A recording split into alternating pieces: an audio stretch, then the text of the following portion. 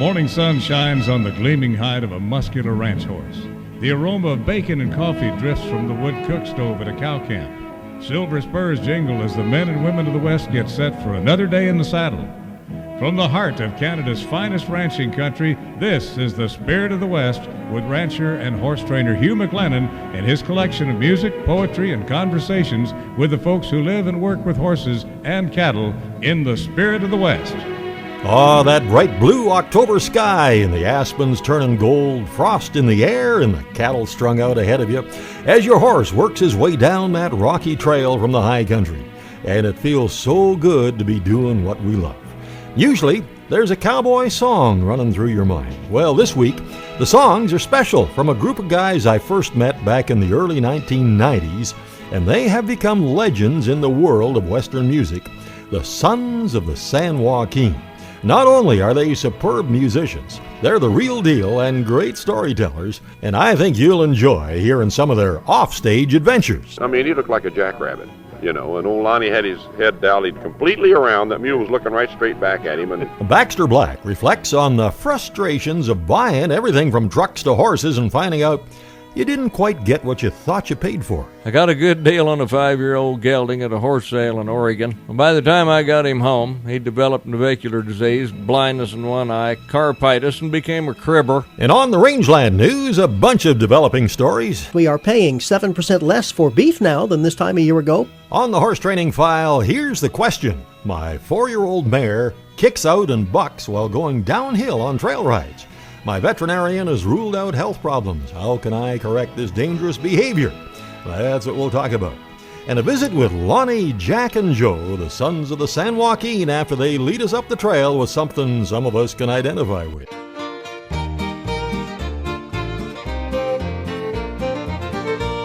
He's a-rolling out of his sugans, his joints are stiff and cold. He don't need reminding, he's a cowboy growing old. Dons his hat and shirt and chaps, he's a-dressing to his boots. Thanking the Lord each morning he ain't twisting wild galoots. But he's a-running out of roundups and he knows it. Riding the brush in the prickly pear beneath West Texas skies. He sure ain't complaining 'cause he chose it to be pushing horns and a-pulling thorns until the day he dies. When Tom was young and rugged, he was gentle as a horse, and every hand that rode with Tom revered him as a boss. He never asked for favors, and when times were at their worst, he never asked a man to do what he wouldn't tackle first. But he's a-running out of roundups and he knows it. Riding the brush in the prickly pear beneath West Texas skies. He sure ain't complaining 'cause he chose it to be pushing horns and a-pulling thorns until the day he dies.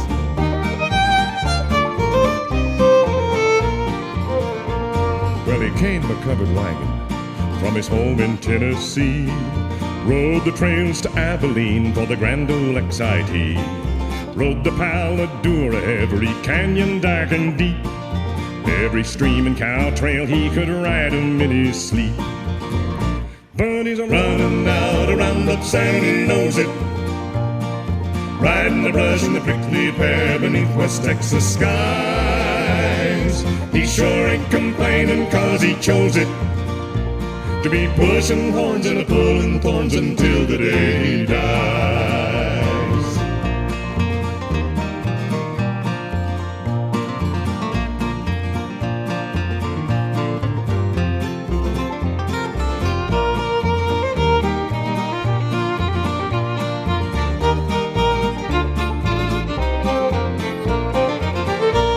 Well, I saw old Tom this morning, said he didn't feel too good. Asked me for a boost to mount old Rony if I would. He said he'd ask the Lord to let him die in his old boots and planted deep in Texas where he'd augured down his roots.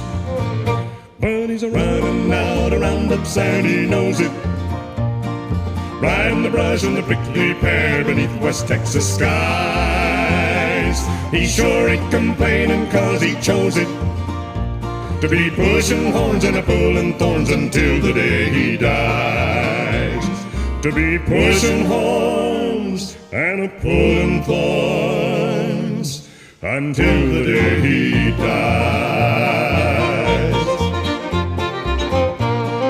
The first time Billy and I saw those guys, the Sons of the San Joaquin, was at a concert at the Rockin' R in Mesa, Arizona back in about 1989, and even back then they were impressive and they were just getting started. We saw them about 4 years later at the WMA Festival in Tucson, and that's when they gathered around my little portable microphone and we had a wonderful visit. We're not cattle ranchers, and but we grew up in a cattle country, and especially when Jack and I were young, we lived out in an area where there were some big cattle ranches. In fact, they would drive their cows past the school when we were going to school, and some of the guys would ride their horses up to the school, and tie them up to the fence post and go to class, and then when school's out, they'd ride their horse home.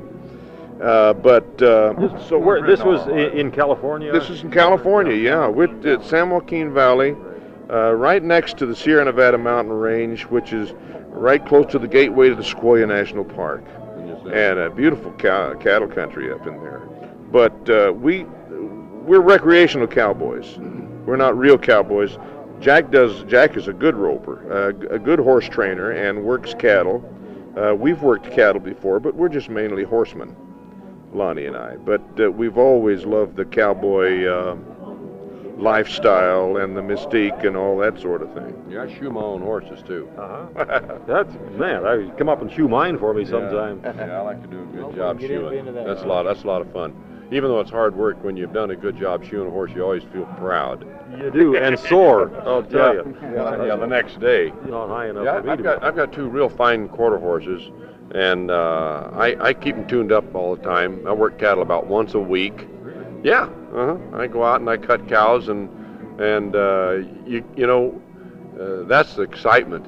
That's where the excitement is actually doing the work. Now, Joe and Lonnie and I, we went down to Texas and worked on the Long X Ranch for several days with Cliff Tynert on the Long X Ranch. Yeah. We had more fun than a barrel of monkeys down there, vaccinating and doing all the other stuff you do, Riding circles, bringing the cattle in. Yeah, we had a good time. The pasture was 16,000 acres. Well, on 160 acres, how many cows with calves on them could they carry on a quarter section on the of Texas that ranch there? Yeah. Well, yeah, they run about 2 cows to an acre. Yeah. Well, those were 8,000 2 cows to an acre, pastures. 2 acres per cow. I mean, yeah, 2 acres per cow. What'd I say? Yeah. That's actually a little better than our productivity up there. Listen, the Long X Ranch has got a lot of grass. That's not a desert. It's mountain. It's mountain. It's 5,000 feet. One of their signature songs is coming up, and more of the great stories from the Sons of the San Joaquin when the Spirit of the West continues right after this. Welcome back to the Spirit of the West. One of the songs that has become kind of an iconic number for the Sons of the San Joaquin is coming right up. And as you may know, the group consists of brothers Joe and Jack Hanna and Joe's son Lonnie. And they do spend plenty of time horseback, and I've heard that Jack is a pretty good roper, but brother Joe has some concerns. Well, I just want to say, we're not going to let him rope anymore, because he get that thumb jerked off, and he's not going to play the guitar. That would make it pretty tough. Burned a few times. You get those rope burns. Scares the snot out of you. You know what I mean? You think you've lost your thumb, and you're afraid to look down. That's happened to a few guys, and they said they felt something, but they didn't realize that's what happened. They looked down, and that quick. It's that quick, yeah. And then if you got a real But I love to rope. It's Joe and I both were professional baseball players, and had good arms. I was a pitcher and Joe was a catcher, but that really comes in handy when you're throwing that rope, because if you've got a good wrist and an elbow, boy, you can pop that rope. I know heeling calves, especially if I haven't done it for a while in the first batch in the spring, by the time I drag 15, 20, 25 calves there, man, oh man, that's getting tired.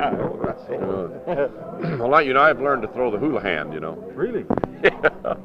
I practice it all the time. When I go out and I get my horses, and put them in a little round pen, then I go in there and I throw that hula hat on. You know, I don't really have to do it because I don't have a remuda. You know what I mean? But I get my horses, my broke horses, and put them in this little round pen that I go in and catch them out and go and saddle them up. I play cowboys. Yeah, just jackpot roping. Now, I go out, see, and what I like to do, I like to rope out on the range where we're branding.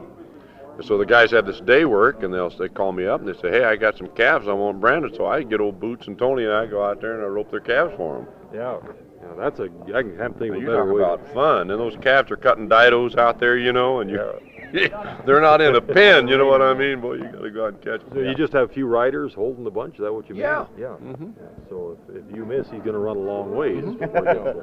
Yeah. Do you ever have a calf or yearling or cow take off with your rope? With my rope? Yes, I have. Yes, I have. In fact, you know, I had one do that, and I almost got killed trying to get my rope back. You know how you keep going. You know, you lose your rope. Yeah. So that calf can run like a striped ape. You know, some of those calves that are 6 months old. You know, they can make a horse get up and really. Some of them can run faster than a horse. Oh yeah. And so you know, you're riding over those hog wallows, going like this. You're going up and down and trying to reach down to get your rope. Well, I'll tell you, man, one slip and you're dead. From whence came the cowboy, the history is plain. He rode out of Europe on a frigate from Spain. From Mexico southward and northward he spread. From the gaucho and the Huaso the vaquero was bred. Your everyday cowboy, and oh, what a sight! More dashing and daring than the medieval medieval night. Rodriguez, Gonzalez, Villalobos, Padrón, Figueroa, Santiago, Palomino, Rascón, Rojas, Sanguilla. Cowboy, yippee-yi, yippee-yo, come a horseman from history. Yippee-yi, yippee-yay, in all colors he came. Yippee-yi, yippee-yo, and his name still holds mystery. He is a legend and cowboy's his name. Cowboy's his name. Then into the west from the Civil War days, the white and the black cowboy rode in like a blaze. Some will implore that all cowboys were white. I can tell you from facts, boys, that isn't right. For all of the cowboys that rode a horseback, one for those hombres was sure enough black. Sure enough black. Booze Ivory, Rick Johnson, Jim Kelly, Jeff Stall, Nat Love, Isambard, Charlie Glass, Jim Perry, Bobby Crosland, Bill Pickett. Cowboy, yippee-yi, yippee-yo, come a horseman from history. Yippee-yi, yippee-yay, in all colors he came. Yippee-yi, yippee-yo, and his name still holds mystery. He is a legend and cowboy's his name. Cowboy's his name. If you think the cowboy is all said and done, this hombre that's carved out his place in the sun, he isn't gone, and I'm a-telling you, friend, there's more cows and horses than there's ever been. But a cowboy's a cowboy by whatever name. Whatever his color, his glory's the same. And his name, like his spurs, has a wonderful sound. Keep your eye on the sunset, 'cause he's still around. He's still around. Mary Shreve, Gary Morton, Waddy Mitchell, Jack Hanks, John Underwood, Randy Raymond, Bill Evans, Jess Smith, Joel Nelson, Cliff Taggart. Cowboy, yippee-yi, yippee-yo, come a horseman from history. Yippee-yi, yippee-yay, in all colors he came. Yippee-yi, yippee-yo, and his name still holds mystery. He is a legend and cowboy's his name. Cowboy's his name. Yippee-hi-hey, yippee-hey, yippee-hey. Yippee-hi-oh, yippee-oh, yippee-oh.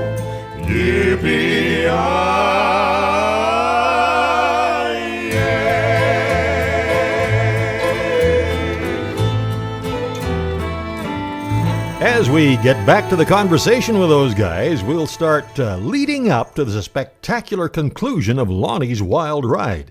And we got started by talking about the kind of stop that Jack likes to have on his horses. In fact, if I'm going down the road on my horses and I yell, "Whoa, buddy, I'm telling you right, you better be ready," because they'll lock them up. That's an awful important word for a horse to learn. Whoa. Yeah. Well, it really is a good word, you know. And but no, I had a mule that didn't know that word. Yeah, Lonnie's a mule man. Well, yeah. I had a mule poem I was going to do. But oh man, you got to hear his mule poem. We're going to do it tonight. Have you got it in your head? Time. True story mule poem. Well, I may. Yeah, this is a true story. Well, let me say something before we start. Lonnie fell in love with this little red mule, and it was obvious because the mule was beautiful and could walk like a streak. I mean, just had a, a beautiful walk and fast. But the mule was so full of holes, it was unbelievable. And so he fell in love with this little mule because one day he went out there and rode it around in the barn lot, and it just behaved like a lammy pie. And I told him, I said, "Hey, look, Lonnie," I said, "this mule's nuts." Well, see, he fell in love with this mule, and he was bound and determined that he was gonna break this mule, and it was gonna become his.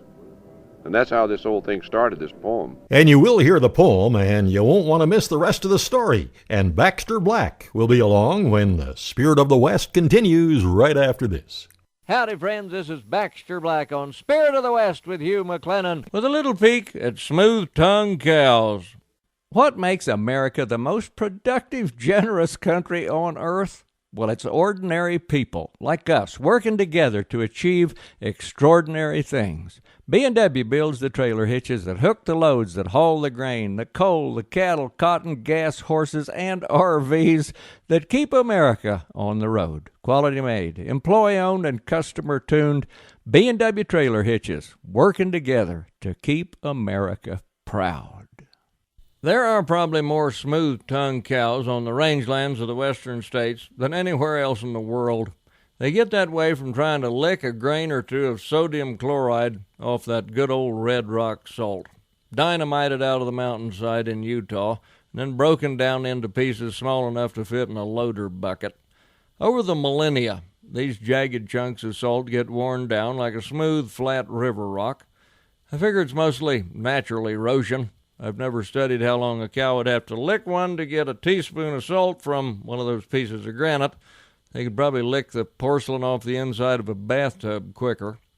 Well, some things we spend our hard-earned money on don't last long enough to get 'em home. We've all had Christmas gifts that don't make it to New Year's Day. Or driven a brand-new pickup off the car lot and had the bumper fall off or the horn get stuck at the first intersection. I've had 2 late-model pickups where the windows roll up crooked and the inside door handles came off in my hand. In July, I had the phone company install a magic atomic automatic recording device. It works about every 5th week. My new house developed leaks around the windows. My handyman jack slips. My pocket knife won't hold an edge. And the jeans I buy fade by the 3rd washing. My straw hat looks like the bottom of a lambing jug a month after I bought it. I got a good deal on a 5-year-old gelding at a horse sale in Oregon. Well, by the time I got him home, he'd developed navicular disease, blindness in one eye, carpitis, and became a cribber. He also aged 7 years. I had to take him all the way to Oklahoma to sell him. Well, the statues in Cleveland were getting eaten up by acid rain. There's pigeon droppings on the Statue of Liberty. And the earpiece just fell off my new sunglasses. It's too bad, but we've come to expect things we buy to cost more and not last as long. Maybe that's the reason ranchers continue to buy that old red rock salt, for sentimental reasons. After all, what else can you think of that's cheap and lasts forever? This is Baxter Black on Spirit of the West with Hugh McLennan, brought to you by B&W Turnover Bowl. Ranchers, farmers, and producers from around the world come to Farm Fair International to meet, do business, and drive innovation. It's where the top show stock competes, the best deals are made, the sales are supreme, and the future of agriculture all comes together. Join us at the Edmonton Expo Center this November 9th to 13th. Learn about all the show and sales programs and get your tickets at farmfairinternational.com.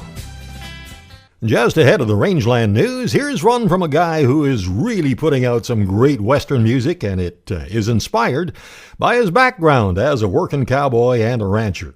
One of the jobs Ryan Fritz had to do when he was with some of the legendary ranches of the West was jingle in the horses. You saddle your good jingle horse and lead her out of the barn before it's even light enough to see, and you hope you can find the rest of the herd and not keep the rest of the crew waiting.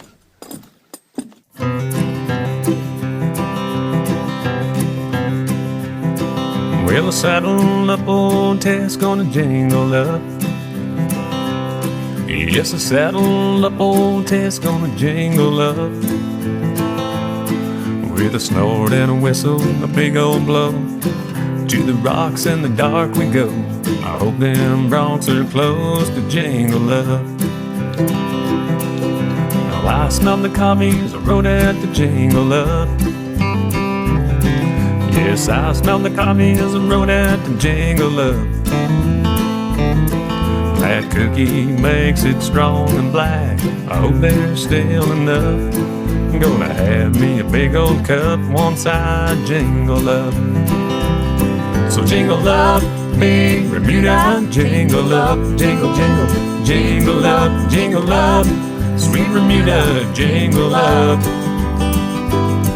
They stand like statues in the dark. I hope this mare's gonna do her part.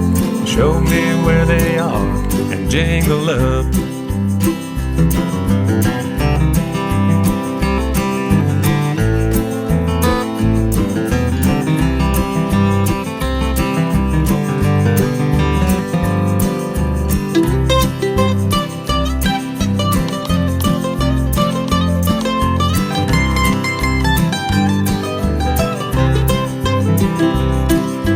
Boys are waiting with their bridles and ropes for me.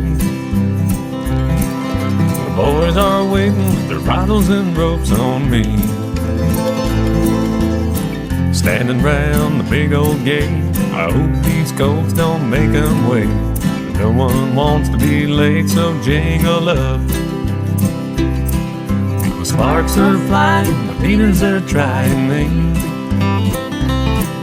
The sparks are flying and the leaders are running me. I cuss and herd them through the haze and take me around all over the place. This mare sure likes to chase and to jingle up. So jingle up, big Bermuda, jingle up, jingle, jingle, jingle up, jingle up, sweet Bermuda, jingle up. The same thing happens every day by the crack of dawn or 5 miles away. I wish they'd learn to hang and jingle up. Well, jingle up, big Bermuda, jingle up, jingle, jingle, jingle up, well, jingle up, wild Bermuda, jingle up. Well, the same thing happens every day by the crack of dawn or 5 miles away. I wish they'd learn to hang and jingle up. Why is it always my turn to jingle up?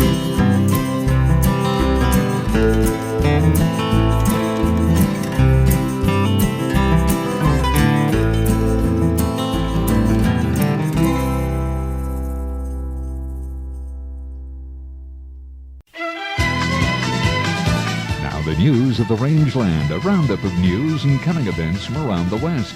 Now, the Rangeland News, top of page 1, wouldn't you know it, as the fall calf run gets rolling, the price for those beautiful 600-pound steer calves we've worked so hard to keep healthy seems to be trending down a little. And I guess for consumers, that's another story. Food prices are actually going down. And with more, here comes Gary Crawford. The Consumer Price Index numbers for August are out now, and for food shoppers, August was yet another month of falling overall prices at the supermarket. So far in 2016, grocery store prices have decreased 6 out of the last 8 months. Agriculture Department food price economist Anne-Marie Coons says prices seasonally adjusted declined about 0.2%. And we're now paying 1.9% less for groceries in August than we did in August of 2015. And since 2016 began, grocery store food prices have declined by 1%. Coons says if this keeps up, the annual inflation rate for 2016 could actually not be inflation, but could be deflation, with food prices for the year averaging lower than the year before, which, we haven't seen since 1967. 49 years ago. Coons says we are paying 7% less for beef now than this time a year ago, pork 2% less, poultry almost 3%, dairy almost 2.5%, and eggs almost 38% less than this time a year ago. Gary Crawford for the U.S. Department of Agriculture, Washington. A long-term critic of the Canadian Wheat Board, David Anderson, has been named Agriculture Critic for the National Progressive Conservative Party. He has farmed in the Frontier, Saskatchewan area for many years, and that's where he was raised, and he'll also continue as critic for international human rights and religious freedom. He has a Master's of Divinity from the Canadian Theological Seminary. Farmers are among the most vulnerable when it comes to mental health, according to a new study from the University of Guelph. Stress, anxiety, depression, emotional exhaustion, and burnout are all higher among farmers than among other groups, at least according to this survey. As well, Canadian farmers are more stressed than those living and working elsewhere. The survey found 45% of respondents had high stress, another 58% were classified with varying levels of anxiety, and 35% with depression. Overall, that's 2 to 4 times higher than farmers in the United Kingdom and Norway. I wonder if this will help reduce some of that stress. The Alberta government is increasing the provincial loan guarantee to $100 million for cattle and sheep producers buying and feeding livestock for market. The Feeders Association Loan Guarantee Program supports local producer-run co-ops in obtaining competitive financing. Government provides an overall loan guarantee, and this is being increased to $100 million from $55 million. And this increase will improve producers' access to capital so they can grow their business and meet the demands of today's marketplace.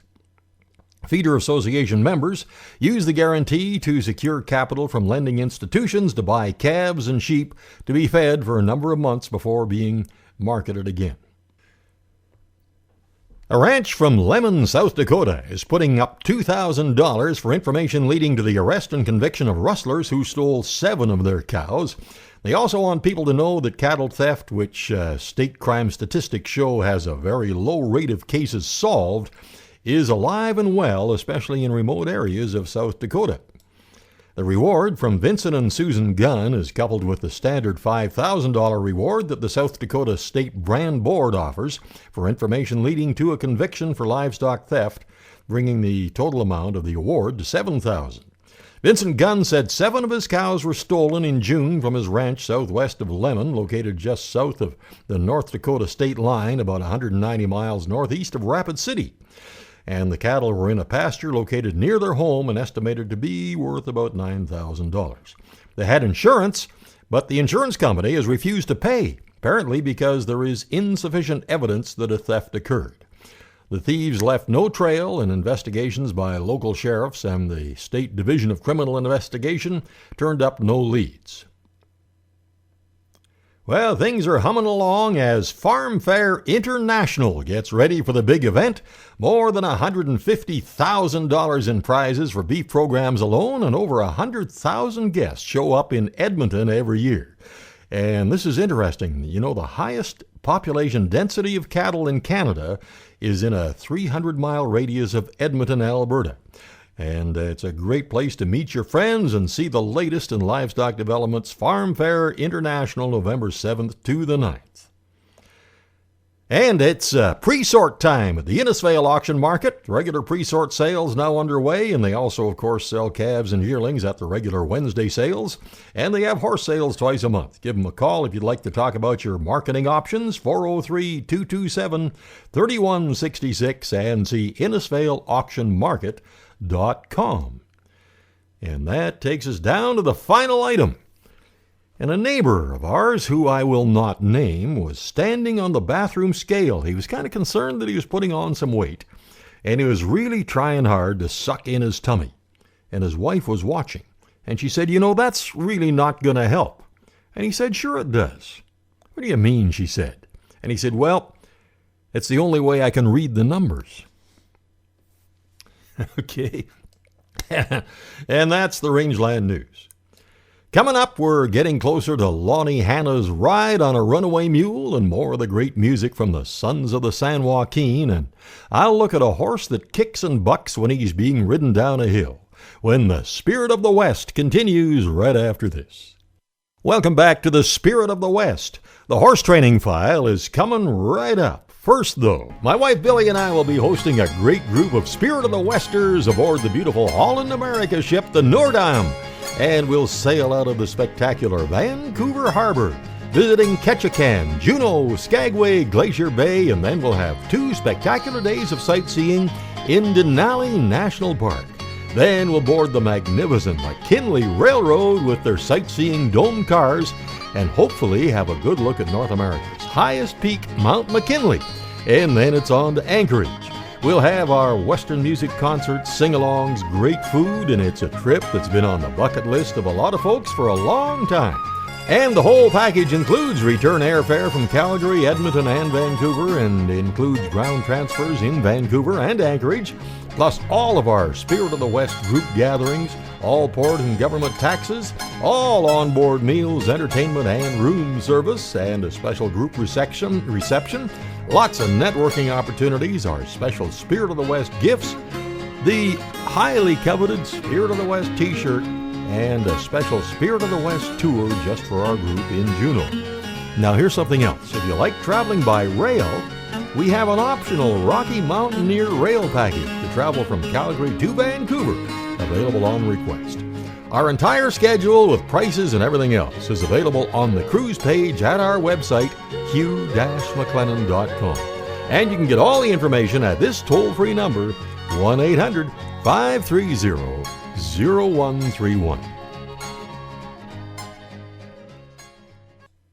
Now the horse training file. My 4-year-old mare kicks out and bucks while going downhill on trail rides. My veterinarian has ruled out health problems. How can I correct this dangerous behavior? This listener wants to know. Well, I've ridden several colts who seemed to protest being ridden downhill right from the start, and they were probably reacting to the feel of the cinch behind their elbows as the saddle crept ahead, which inevitably it will do on a downhill slope. Now, in their case, it was just slight discomfort, not pain, and as their training progressed, they learned to tolerate it, and eventually I could trot or lope down a pretty good hill with no signs of protest. In most cases, with a more mature horse, the most likely cause is pain from the front cinch. A poor-fitting saddle, though, can also put pressure on the shoulder blades, and that can cause this same kind of behavior. Now, one thing I'd suggest is to lead your horse downhill with the saddle on, preferably from the back of a nice quiet horse, or you can do it on foot.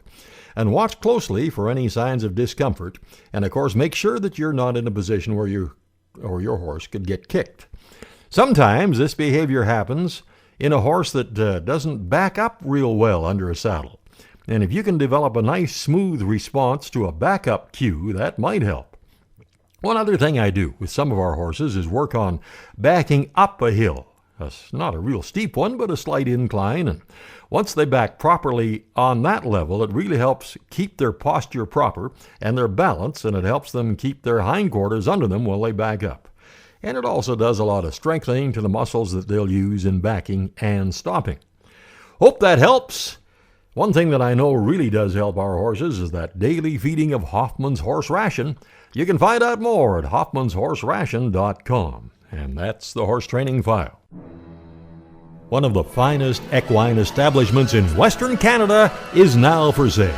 Horse in Hand Ranch has hosted world-class events and world-class clinicians like George Morris, Jonathan Field, and many more.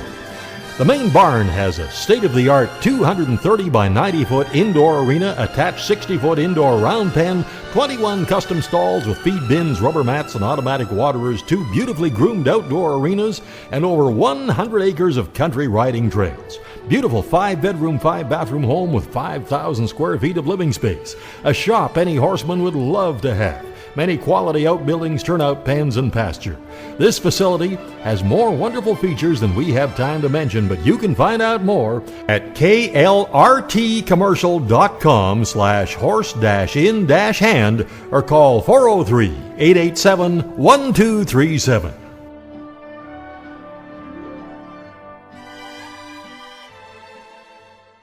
Ranchers, farmers, and producers from around the world come to Farm Fair International to meet, do business, and drive innovation. It's where the top show stock competes, the best deals are made, the sales are supreme, and the future of agriculture all comes together. Join us at the Edmonton Expo Center this November 9th to 13th. Learn about all the show and sales programs and get your tickets at farmfairinternational.com. Well, Lonnie Hanna of the Sons of the San Joaquin really wanted to break this little mule to ride, and it led to the ride of his life. And you'll hear this drama unfold after this song that features Lonnie's beautiful, clear tenor voice.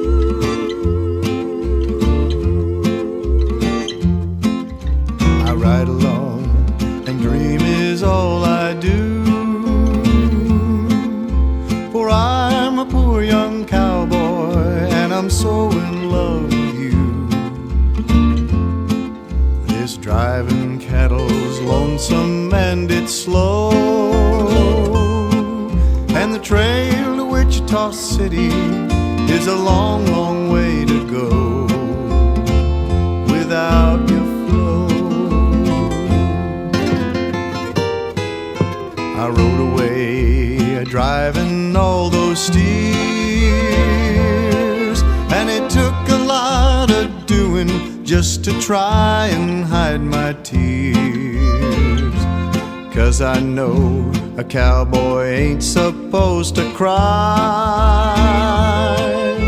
For I'm a poor young cowboy and so lonesome I could die since you waved goodbye. Weary miles, dreary smiles, riding hard, feeling tired, not much pay. I miss you, I'm so blue, but I must put my trust full in you. Each day the morning sun puts faith in me, for I'm a poor young cowboy with a spirit wild and free. Please wait for me. The night bird sings its love a plaintive tune. The coyote spoons his lover 'neath the moon.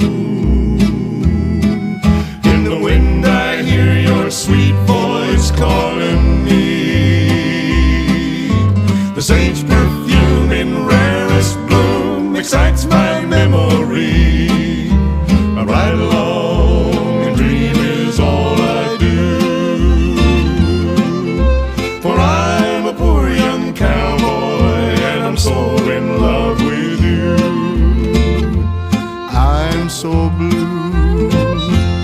Hear it sigh, the wind can cry. It seems to sigh the very words my heart is saying. Can it pray? I can't say.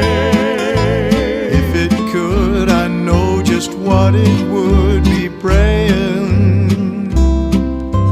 That I'd return to greet your arms again. For I'm a poor young cowboy and it's lonesome where I've been. Wish I was home again. I ride along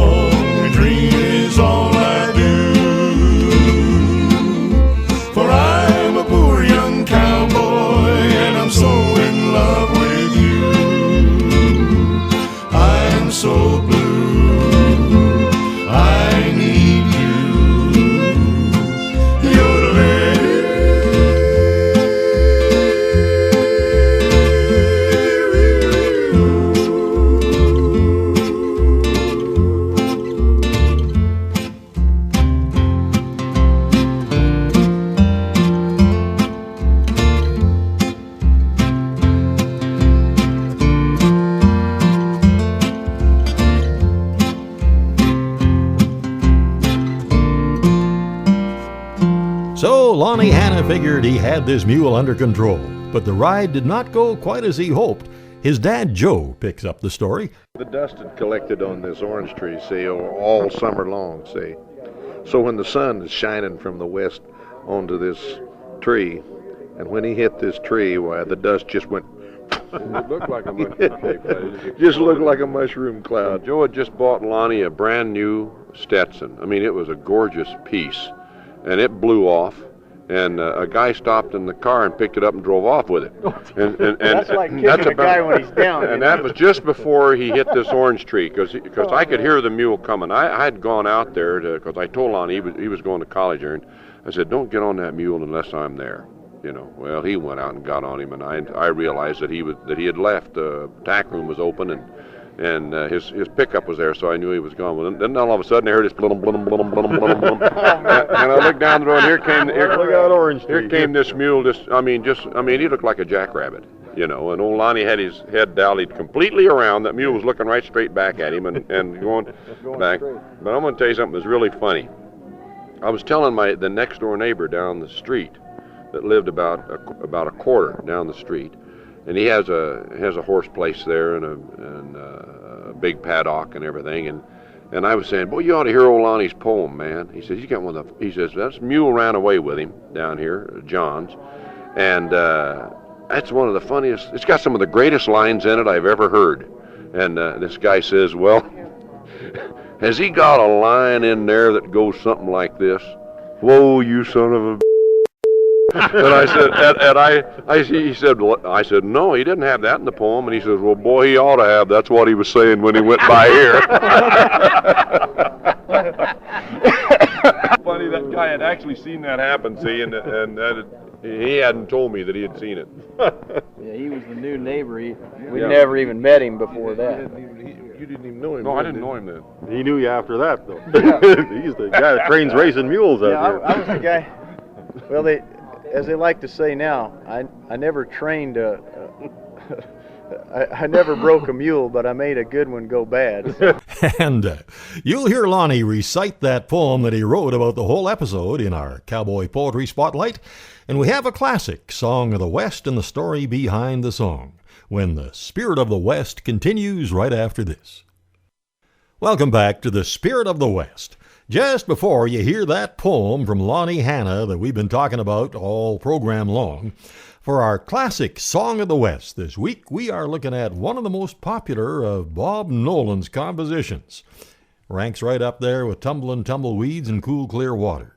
This song was a favorite on their KFWB radio programs when they started out as the Gold Star Rangers and later became known as the Sons of the Pioneers.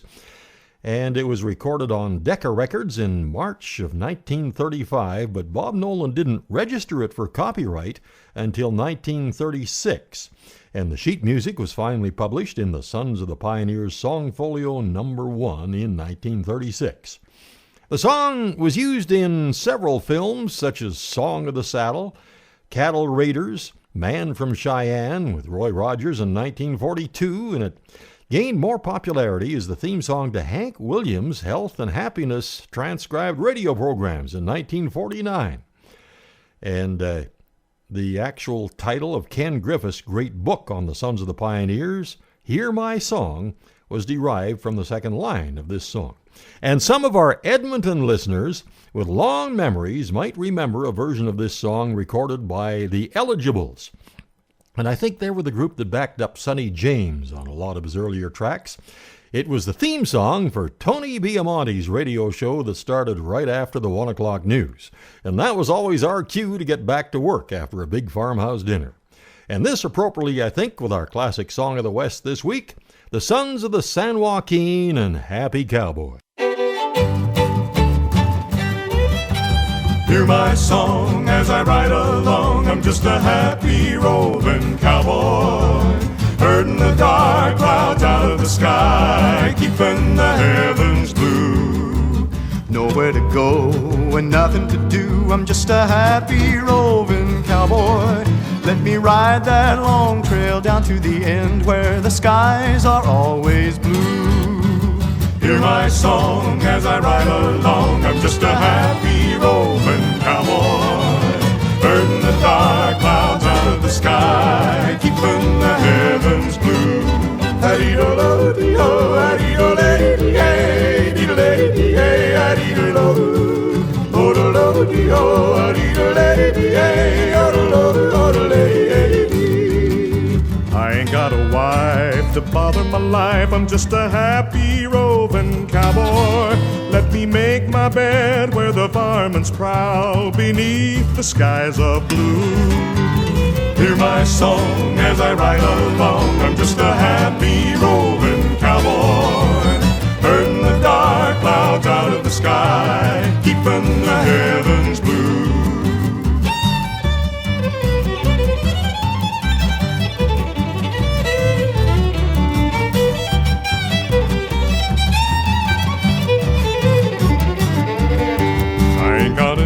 I'm just a spending my time, I'm just a happy roving cowboy. Let me sing my song till they call me home to that land beyond the blue. Hear my song as I ride along, I'm just a happy roving cowboy. Herding the dark clouds out of the sky, keeping the heavens blue. Well, we've been kind of teasing you about this poem that Lonnie Hanna wrote about that wild mule ride, and, well, here it is. Sure, I said in reply to his question, would I ride that little red mule? He seemed docile enough, so I called Harvey's bluff, though I might have been played for a fool. The prairies to rule from the back of a mule was a dream I'd harbored of late. Why, Festus Hagen and Ruth cut a figure of couth I aspired to imitate. But I glanced at the ground, and as I turned around, Uncle Jack's eyes flashed a warning, and I thought with a smile, well, I ain't rode in a while, so I may have some pains in the morning. But that little ride was completed inside of 10 minutes. No signs of disaster, and old Harvey allowed as how he was real proud that I was a mule man, a master. Now that's when he confessed that the red mule was less than a model of equine behavior. And Jack drew in the dirt with the tip of his quirt and says, he's made men beg for their savior. That little mite? Well, he don't stand quite 13 too. It was hard to believe that I'd had a reprieve when them others had gotten their due. He's misunderstood. Under saddle, he's good, I said as I toyed with my hat. Why, that smooth walking gait had to be fate that had brought us together like that. And so it began, the fight between this man and a devious midget red mule. A cow kick here, a runaway there. Each ride soon became quite a duel, but I was hooked. My goose was cooked after Harvey had bragged on me so. I got throwed in the dirt. I got plumb hurt, but when to quit, I was too dumb to know. But then came the ride that made me decide to quit riding mules altogether. And I gave up my dream in the windy slipstream of a runaway, hell-bent for leather. I don't know what it was that caused him to buzz, but he jumped like he was spooked by a witch, and convulsing in fear, I screamed in his ear, "Whoa, you son of a..." Well, you know. But that don't do no good if his mule brain is wood, and he failed to heed my request. So I half closed my eyes, and I prayed with a sigh, "Lord, don't let this mule lay me to rest." Then I thought we should try to see eye to eye, so I dallied his nose to the horn, and I spoke gently. "Whoa, that means stop, don't you know?" In disgust, he just eyed me with scorn. Well, with his head dallied round and one eye cocked to the ground, we flew like a runaway train. Then that little louse, in full flight toward the house, tried a right-angle turn down the lane. As we hit the orange tree, the red mule and me plated up big for the crowd, and framed by sunset, we looked, sure enough, you bet, like a 3-megaton mushroom cloud. We careened through the yard and whizzed past my pards a-scattering chickens and kids. Then right in front of the gate, though a darn sight too late, that little ass put on the skids. Now that harrowing ride nearly destroyed my pride, and old Harvey just smiled up his sleeve. Then he looked at my pards and started laughing so hard that he crumpled and fell to his knees. Well, the joke was on me. It was real plain to see how my own pride had led me to fall. I deserved it, I guess, and I had to confess it was terrible funny and all. But I've learned my lesson.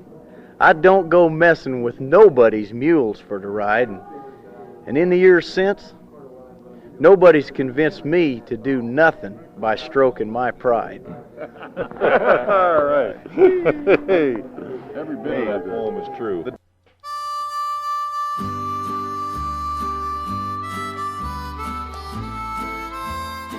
Well, thank you so much for making the ride today, and I sure hope you can join us right here next week at the same time when we'll do it all again. And thanks again to our great support crew, Mark and Kathy McMillan. See them at meadowsprings.com. And I just put down the latest issue of Alberta Beef Magazine, and boy, there's a great story there on the 60-year history of the Innisfail auction market, and many other great articles.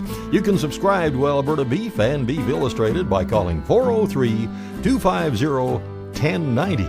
And make sure you check out the latest issue of Canadian Cowboy Country Magazine. Look for it at your favorite newsstand or subscribe online at cowboycountrymagazine.com. Till next week, I'm Hugh McLennan. Hope to see you down the trail somewhere real soon.